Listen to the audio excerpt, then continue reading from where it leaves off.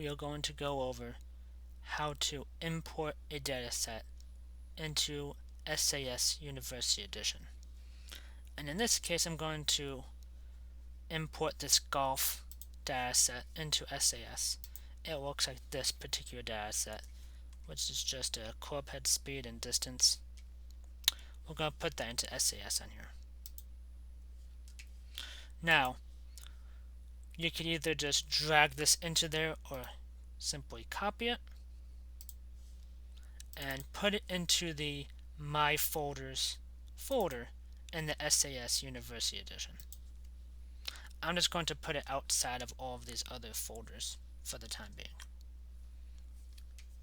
But putting that in there, you would then, if it doesn't automatically show up on here, you could click this reload button, and your dataset should then appear into the SAS file structure. Double clicking on that will open it. Now, mind you, just because it's open does not mean you could just all of a sudden start using it. You need to do 1 to 2 little things first.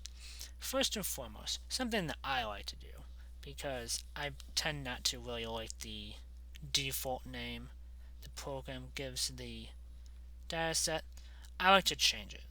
You could do so by clicking this change button on here. And the default name it gives it is the word import, all in capital letters.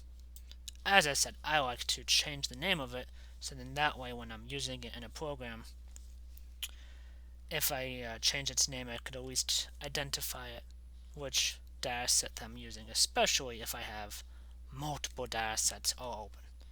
I'm going to call this golf, which is a fitting name since that's what I called the Excel document, and then hit save. Then, after doing that, it's still not ready to be used. You would need to go and click on this run button up here. Doing so then will put this dataset into SAS. So clicking